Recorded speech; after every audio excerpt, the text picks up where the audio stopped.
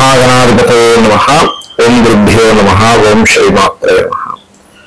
अरुणां करुणातरङ्गिताक्षीं धृतपाशाङ्कुशपुष्पबाणचापाम् अनिमादिभिरावृतां मयूकैः अहमित्येव विभावये भवानी।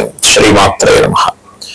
ప్రేక్షకులకి ఆ లలితాంబిక అమ్మవారి యొక్క అనుగ్రహం పరిపూర్ణంగా కలగాలని స్ఫూర్తిగా కోరుకుంటూ మనం ఈరోజు ప్రతి రాశి వారికి లగ్నమైనా సరే ఆ యొక్క మంచి లక్షణాలతో పాటు చాలా మంది నన్ను అడుగుతున్నట్టు మాలో ఉన్న బాధ ఏంటి, మాలో ఉన్నటువంటి మేము మార్చుకోవాల్సిన ఏంటి అది కూడా చెప్పండి అని అడుగుతున్నారు. అందుకని స్పెసిఫిక్ గా వాటి గురించి చేస్తున్నాను. అయితే ఇక్కడ ఈ యొక్క అంశాలు చెప్తుంది నేనైనప్పటికీ కూడా చెప్పిస్తుంది సాక్షాత్ లలిత అమ్మవారిగా భావిస్తూ ఒక్కొక్క రాశి గురించి మనం తెలుసుకుందాం.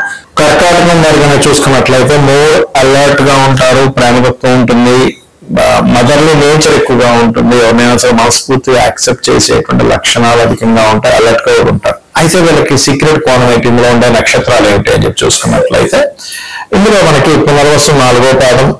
It's very cool minded people, చెప్పాలంటే చాలా కూల్ గా ఉంటారు బయటికి చూడడానికి. అండ్ అట్లాగే వాళ్ళ లక్షణాలు కూడా కొంత అలాగే ఉంటాయి. ఇక పుష్యమి నక్షత్రం వారు కొంచెం అతి మంచిదనంతో మోసపోయే లక్షణాలు ఉంటాయి. ఇక ఆశ్లేష నక్షత్రం వాళ్ళు వెరీ టాలెంటెడ్. చాలా మంది ఆశ్లేష నక్షత్రం వాళ్ళు పెళ్లి చేసుకుంటే అమ్మో ఏదో అనుకుంటారు, అది కాదు. ఒకటే గుర్తుపెట్టుకోండి, ఆశ్లేష నక్షత్రం వాళ్ళు చాలా స్ట్రాటజిక్ గా వెళ్తారు దేంట్లో ఆయన, ఇది బాగా గుర్తుపెట్టుకోండి. అయితే ఇక్కడ మనం వీళ్ళకి మదర్లీ నేచర్ ఎంత బాగుంటుంది, వీళ్ళ సీక్రెట్ సైన్ ఈజ్ అష్టమం కుంభం అవుతుంది. ఈ కర్కాటకం వారికి గనక అష్టమ స్థానం అది అయినప్పుడు వీళ్ళు బయటకి కనబడకుండా ఇన్నర్ గా ఏదైనా బిజినెస్ చేయాలి, వీళ్ళకి తెలియకుండా చేయాలనే లక్షణాలు అధికంగా ఉంటాయి. అష్టమ స్థానం కుంభమైనందుకు వీళ్ళకి అందులో అధిక గ్రహాలు ఉండాలి ప్రధానంగా, అందులో బుధుడు ఉంటే ఇంకా ఎక్కువగా ఉంటుంది.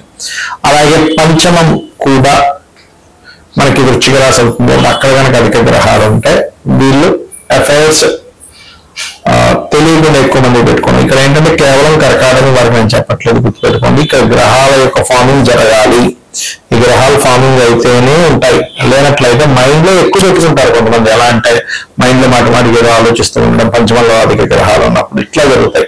కొన్నిసార్లు నేను కొన్ని కేసెస్ లో పంచమంలో రవి ఉన్నప్పుడు రాజకీయంగా బోర్డంత పలుకోడు ఉంటుంది, ఎవరికి చెప్పుకోరు.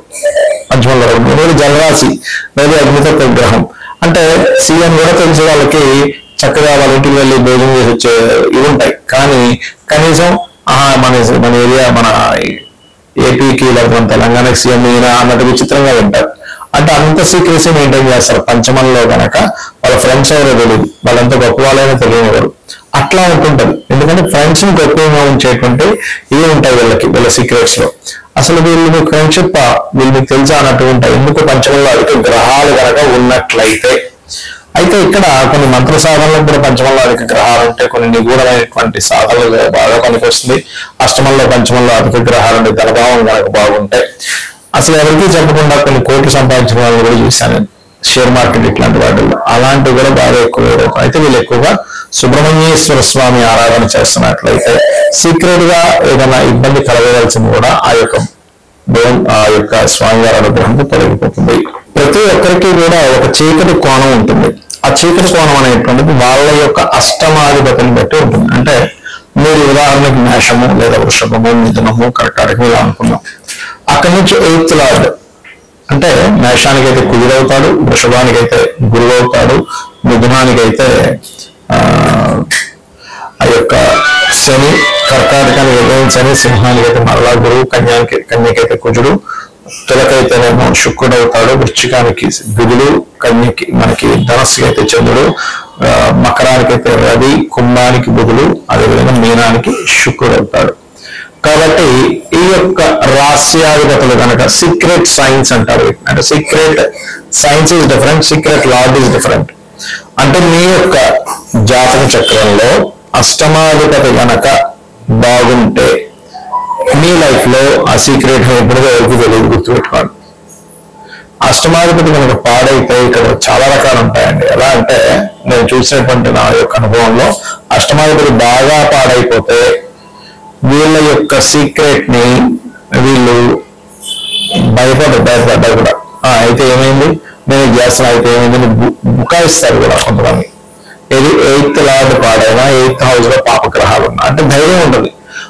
కొంతమంది చూడండి సిగరెట్ తాగుతుంటారు, కొంతమంది సీక్రెట్ గా డ్రింకింగ్ హ్యాబిట్ ఉంటుంది, ఇంకొంతమంది సీక్రెట్ అఫైర్స్ పెట్టుకుంటారు, ఇంకొంతమంది సీక్రెట్ ఏదో సంథింగ్ చేస్తుంటారు. కానీ ఎప్పుడైతే పాపగ్రహాలు ఉన్నాయో వాళ్ళు ఆ సీక్రెట్ ని ఓపెన్ అయిపోయిందంటే ఇంకా వాళ్ళని పట్టుకోలేము. అందుకని మీ పిల్లలకి ఎవరికైనా ఇటువంటి అలవాట్లు ఏదైనా ఉంటే కనుక అష్టమంలో అధిక గ్రహాలు పాపగ్రహాలు ఉంటే వాళ్ళ సీక్రెట్ ని వాళ్ళ ముందు ఓపెన్ చేయకండి, తెలియనట్టుగానే ఉండండి. అప్పుడే వాళ్ళు కొంచెం ఉండగలుగుతారు ప్రశాంతంగా. అంటే ఓపెన్ చేసేసారా ఇంకా భయం లేకుండా మీ ఇంట్లోనే కూర్చొని మందు కొట్టడం, మీ ముందే సిగరెట్ తాగడం, మీ ముందే చాలా మంది చూడండి వైఫ్ అండ్ హస్బెండ్ విషయంలో కూడా అఫైర్స్ ఉంటుంటాయి కొంతమందికి.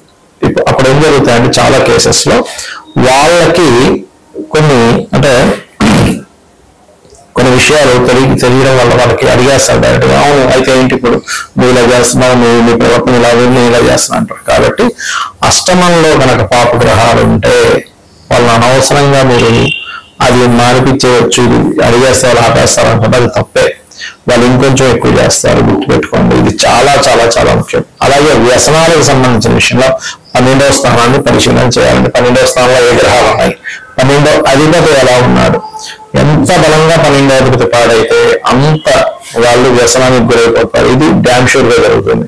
కాబట్టి అష్టమంలో ఉండే గ్రహాలకి 12వ స్థానంలో ఉండే గ్రహాలకి మీరు రెమెడీ చేసుకోవాలి. ఇప్పుడు అంటే ఆ గ్రహాలకు సంబంధించిన దానం ఇవ్వడం, ఆ గ్రహాలకు సంబంధించిన పదార్థాలు గోవుకి తినిపించడం, ఇది చేయాలి.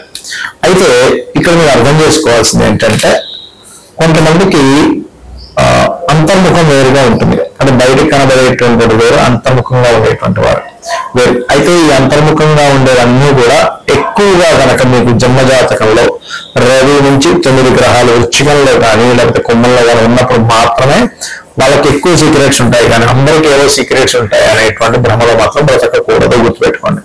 అంటే స్కార్పియో సైన్ లో వారికి గ్రహాలున్నా, కుంభరాశి వారికి గ్రహాలున్నా వాళ్ళకి సీక్రెట్ గా ఎక్కువ, అంటే వాళ్ళకి రకరకాల అఫైర్స్ అనుకోండి, లేనట్లయితే బయటకు ఒకలా మాట్లాడితే లోపల ఇంకో రకంగా ఉండడం కానివ్వండి.